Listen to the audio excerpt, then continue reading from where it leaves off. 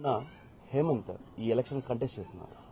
ఈ కూటమి ప్రభుత్వం వాళ్ళ దాదాగిరి, వాళ్ళ దౌర్జన్యం, వాళ్ళ ప్రభుత్వ అహం ఏంతో చూపించాలనేసి నామినేషన్ వేసి ఈరోజు ప్రశాంతంగా ఉన్న పులివెందులను ఒక రక్త చరిత్ర పులివెందులుగా ఈరోజు ఈ కూటమి ప్రభుత్వం చేస్తుంది. ఈ ఎలక్షన్ క్యాంపెయినింగ్ సంబంధించి నేను, నాతో పాటు మా పార్టీ వైఎస్ఆర్సీపీ పార్టీ సంబంధించిన రాము గారు, అదేవిధంగా కొంతమంది నాయకులతో నలుగురుండవారి పల్లె అనే ఒక గ్రామానికి మా వైఎస్ఆర్సీపీ పార్టీ సంబంధించిన నాయకులనే మేము కలవడానికి ఆ గ్రామానికి వెళ్ళడం జరిగింది. అక్కడికి వెళ్ళి వాళ్ళతో అంతా మాట్లాడిన తర్వాత మా పనంతా అయిపోయిన తర్వాత మేము మళ్ళీ పులివెందులకు బయలుదేరుతున్న సమయంలో కారు ఎక్కి 1 నిమిషం అట్లా ట్రావెల్ చేస్తూనే సుమారుగా ఒక 100 నుంచి 150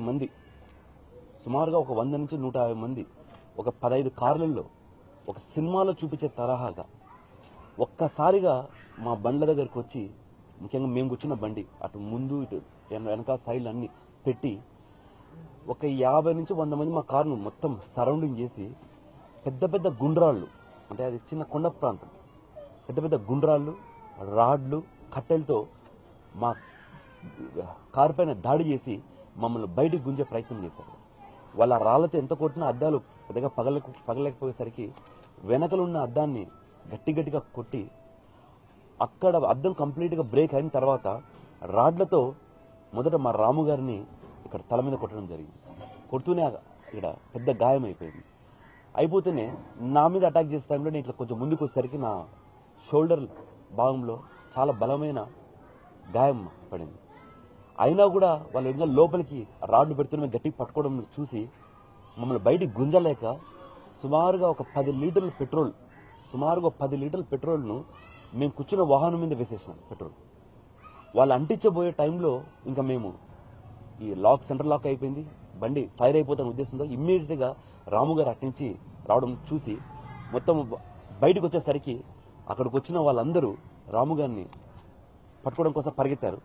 వెంటనే నేను ఇటు సైడ్ నుంచి దిగి ముందున్న కారును కొట్టేయమని చెప్పి అక్కడి నుంచి నేను ఎస్కేప్ అయిపోయేసి బయటికి రావడం జరిగింది. అంటే ఒక ప్రశాంతమైన పులివెందుల, ఎంత ప్రశాంతంగా ఉన్న పులివెందులని ఈరోజు ఒక రక్త చరిత్ర మీద చేస్తున్న కూటమి ప్రభుత్వం కేవలం ప్రజలను భయభ్రాంతులను చేసి ఫ్రీ అండ్ ఫెయిర్ ఎలక్షన్ ఉండకూడదు అని చెప్పి రిగ్గింగ్లు చేసుకోవాలా, ఎట్లయినా సరే మేము ఎలక్షన్ నెగ్గి మేమేదో చూపించాలా, అధికారం అంటే ఎట్లుంటుందో చూపించాలనే ఉద్దేశంతో ఈ ఎలక్షన్ జరుపుతున్నారు. ఓ బీసీ సామాజిక వర్గం చెందిన నేను, ఒక యాదవ సామాజిక వర్గానికి చెందిన నేను మొట్టమొదటిసారి కడప జిల్లా నుంచి చట్టసభల్లోకి అడుగుపెట్టి ఈ అవకాశం ఇచ్చింది ఏకైక వ్యక్తి మా నాయకుడు వైఎస్ జగన్మోహన్ రెడ్డి గారు. ఎందుకంటే కడప చరిత్రలోనే ఈ రోజు వరకు బీసీ, దాంట్లో యాదవ సామాజిక వర్గం చెందిన వాళ్ళు ఇంతవరకు ఎవరే కానీ చట్టసభల్లోకి అడుగు పెట్టలేదు. బీసీలంటే ఎంత ప్రేమో జగన్మోహన్ రెడ్డి గారి నాయకత్వంలో, జగన్మోహన్ రెడ్డి గారి ప్రభుత్వంలో 2019 నుంచి 2024 వరకు మనం అందరం చూసినాం. ఒక బీసీని అయ్యుండి ఒక చిన్న గ్రామానికి మేము క్యాంపెయినింగ్కి వెళ్తే ఈరోజు ఇంత దౌర్జన్యంగా మా మీద దాడి చేయడం ఎంతవరకు సబబు అనేసి ఈ కూటమి ప్రభుత్వానికి కావచ్చు, రాష్ట్ర ముఖ్యమంత్రి నారా చంద్రబాబు నాయుడు గారు కావచ్చు, తమరి ద్వారా అడుగుతున్నాను. ఎందుకంటే ఒక ప్రశాంతమైన ఒక చిన్న గ్రామం, ఒక చిన్న ఎలక్షన్ను కేవలం ప్రజలను భయభ్రాంతులు చేసి ఈ ఎలక్షన్ను ఎట్లయినా సరే మేమే నెగ్గాలనే ఉద్దేశంతో ఒక రక్త చరిత్ర ఈరోజు కూటమి ప్రభుత్వం చేస్తుంది. దీనికి సంబంధించి ఒక బీసీనే కాదు, ఒక రాష్ట్ర ఎమ్మెల్సీని అయి ఉండి ఈరోజు నాలాంటి ఒక ఎమ్మెల్సీకే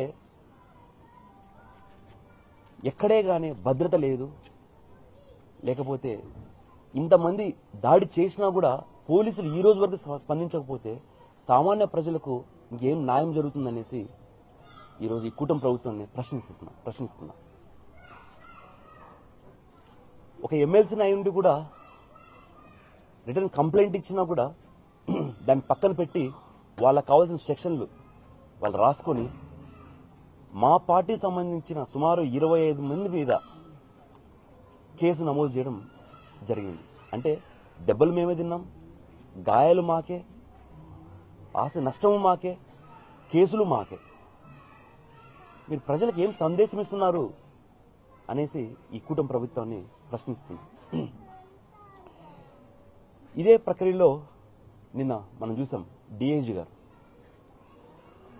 ఏం పత్యాపారం చేసేదానికి పోయినారనేసి అడుగుతాం. ఒక రాష్ట్ర ఎమ్మెల్సీ ఎలక్షన్ క్యాంపెయినింగ్ పోతే పోలీసు భద్రత ఇవ్వాల్సింది పోయి ఒక ఎమ్మెల్సీ పోతేనే మీరు రక్షణ ఇవ్వకపోతే రాష్ట్ర ప్రజలకు మీరు ఏం రక్షణ ఇస్తారు?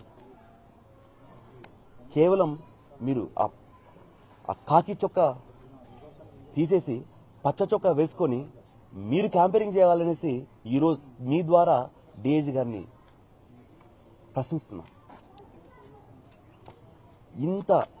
ఇంత ఘోరమైన ప్రభుత్వం లేదా ఇంత అరాచకమైన ప్రభుత్వం మన ఆంధ్రప్రదేశ్ చరిత్రలోనే ఎక్కడా లేదు. ఎందుకంటే మేము ఎలక్షన్ క్యాంపెయినింగ్ ఎక్కడికి పోయినా కూడా ప్రజలు ఎంతో సంతోషంగా మేము ఇప్పుడు వేసే ఓటు వైఎస్ జగన్మోహన్ రెడ్డి గారికే వేస్తాం ఓటు అని చెప్పేసి మమ్మల్ని ఆదరిస్తున్నారు. కానీ మీరు మీ నాయకులు ఇంటింటికి పోతే 2024లో ఎలక్షన్ ముందు ఏం మాట చెప్పినాం, ఈరోజు మీరు ఏం చేస్తున్నారనేసి ప్రశ్నించి వాళ్ళని కొట్టే పరిస్థితి ఈరోజు ఈ రాష్ట్ర ప్రజలు చెప్తున్నారు. కేవలం ఈ ఎలక్షన్ మీరు ఫ్రీ అండ్ ఫెయిర్ ఎలక్షన్ చేయకూడదు, మీరు ఓడిపోతారనేసి ఒక ఉద్దేశంతోనే ఇట్లా భయపడించే కార్యక్రమం చేశారు.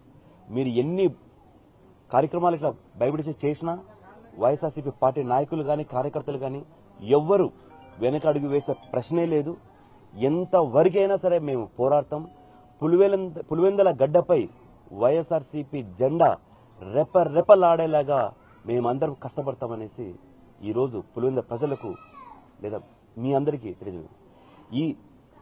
ఈ సంఘటన సందర్భంగా మా కౌన్సిల్ చైర్మన్ అయిన మా సభాపతి అయిన మోషన్ రాజు గారిని కలవాలి, ఆయనకు వినతి పత్రం ఇవ్వాలి. ఆయన ద్వారా మాకు ఏమైనా న్యాయం జరుగుతుందేమో అనేసి ఈరోజు మా చైర్మన్ మా సభాపతి గారి క్యాంపు కార్యాలయానికి రావడం జరిగింది. ఇక్కడ వచ్చిన తర్వాత పూర్తిగా వివరించాం చైర్మన్ గారికి. చైర్మన్ గారు కూడా చాలా బాధపడ్డారు. ఎందుకంటే ఒక ఎమ్మెల్సీని అయి ఉండి నీకు జరగడం సరికాదు, దీనిపైన నేను క్షుణ్ణంగా పరిశీలించి తగిన యాక్షన్ తీసుకుంటారనేసి మాకు మాట ఇవ్వడం జరిగింది. చైర్మన్ గారి పైన మాకు 100% నమ్మకం ఉంది, మాకు ఖచ్చితంగా న్యాయం చేస్తారనేసి. కాబట్టి ఈ ఎలక్షన్ అనేది ఫ్రీ అండ్ ఫెయిర్ ఎలక్షన్ జరగాలనేసి, అదేవిధంగా రేపు డీజీ గారిని కావచ్చు లేదా ఇంకా పెద్ద ఆఫీసర్లను కలిసి వినతి పత్రం ఇవ్వాలనేసి మేము నిర్ణయించుకున్నాం. Thank you. రాష్ట్రంలో జిల్లా పరిషత్ ఎన్నికలకు సంబంధించి నోటిఫికేషన్ విడుదలైన తరువాత పులివెందుల్లో కానీ ఒంటిమిట్ట జడ్పీటీసీ సంబంధించి ఎన్నికల నామినేషన్కి సంబంధించి వేయకుండా అడ్డుకున్నటువంటి వైనం కానీ, ఆ తరువాత నామినేషన్ల ప్రక్రియ ముగిసిన తర్వాత అడుగడుగునా కూడా భయపెట్టినటువంటి పరిస్థితులు, చివరికి ఎమ్మెల్సీగా ఉన్నటువంటి రమేష్ యాదవ్ పైన దాడి చేసినటువంటి వైనాల గురించి అన్ని విషయాల గురించి విపులీకరంగా చెప్పడం జరిగింది. ఈరోజు రాష్ట్రంలో ఏ ప్రాంతంలో చూసినా కూడా శాంతి భద్రతలకు సంబంధించి ఎక్కడా కూడా పోలీస్ అధికారులు పనిచేస్తున్నటువంటి పరిస్థితి లేదు. తెలుగుదేశానికి తొత్తులుగా పచ్చ చొక్కా వేసుకుని తెలుగుదేశం వాళ్ళ ప్రయోజనాలను కాపాడటం కోసమే కొంతమంది పోలీస్ అధికారులు అచ్చంగా పనిచేస్తున్నటువంటి పరిస్థితులు ఈ రాష్ట్రంలో కనిపిస్తూ ఉన్నాయి. అందుకే నిన్న రాష్ట్ర గవర్నర్ గారిని కలిసాం. గవర్నర్ గారికి అన్ని విషయాలు కూడా విపులీకరంగా చెప్పినటువంటి మాట ఈ రోజు వరకు కూడా చూసాం. రమేష్ గారి మీద దాడి జరిగితే ఆ దాడికి సంబంధించి ముద్దాయిలను పట్టుకుంటారని, ఎవరైతే దాడి చేశారో వాళ్ళందరిపైన కూడా కేసులు పెడతారని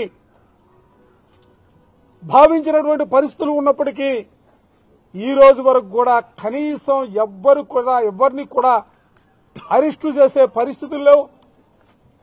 కనీసం వాళ్ళని అడ్డుకోవడానికి చేసినటువంటి ప్రయత్నాలు కూడా లేనటువంటి పరిస్థితుల్లో ఒక శాసన మండలి సభ్యుడికే భద్రత కరువైనటువంటి పరిస్థితులు, శాసన మండలి సభ్యుడిపైన దాడి జరిగితే కనీసం రాష్ట్ర ప్రభుత్వానికి చీమ కుట్టినట్టు కూడా కనీసం చలనంలో అయినటువంటి దౌర్భాగ్యమైనటువంటి పరిస్థితుల్లో ఇవాళ శాసన మండలి సభ్యుడి హక్కుల్ని కాపాడమని డాక్టర్ బిఆర్ అంబేద్కర్ గారు రచించినటువంటి రాజ్యాంగంలో పొందుపరిచినటువంటి సూత్రాలకు అనుగుణంగా మా సహచర శాసన మండలి సభ్యుడు రమేష్ గారికి సంబంధించినటువంటి దాడిపైన తరువాత జరిగినటువంటి సంఘటనలు, పోలీసు అధికారుల నిర్లిప్తపైన తప్పనిసరిగా చర్యలు తీసుకోవాలా, హక్కుల్ని కాపాడాలని పెద్దలు మురుగుడు హనుమంతరావు గారు, కౌరు శ్రీనివాస్ గారు రమేష్ గారితో కలిసి వచ్చి సభాపతి అయినటువంటి మోషన్ రాజు గారికి మెమోరాండం ఇవ్వడం జరిగింది.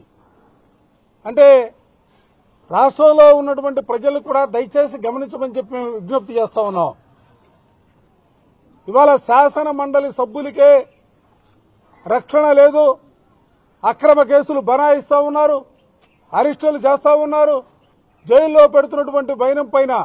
ఎందుకంటే జిల్లా పరిషత్ ఎన్నికలు, ఉప ఎన్నికల్లో గెలిచినా ఓడినా ఈ రాష్ట్రంలో ఉన్నటువంటి రాజకీయ పరిణామాలు తారుమారు కావు.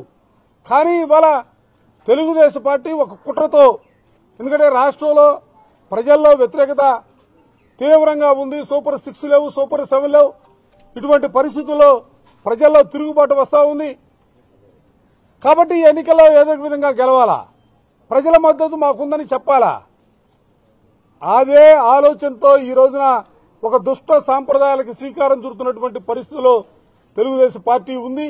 అధికారులు ఒత్తాసు పలుకుతా ఉన్నారు. వాళ్ళందరిపైన కూడా చర్యలు తీసుకోవాలని చెప్పి మేము మండలి సభాపతి గారిని కలిసి ఆయనకి ఉన్న విషయాలు మొత్తం కూడా విపులీకరంగా చెప్పడం జరిగింది. తప్పనిసరిగా చర్యలు తీసుకుంటాం, మీ హక్కులను కాపాడతామని మోషన్ రాజు గారు, సభాపతి గారు మాకు చెప్పడం జరిగింది.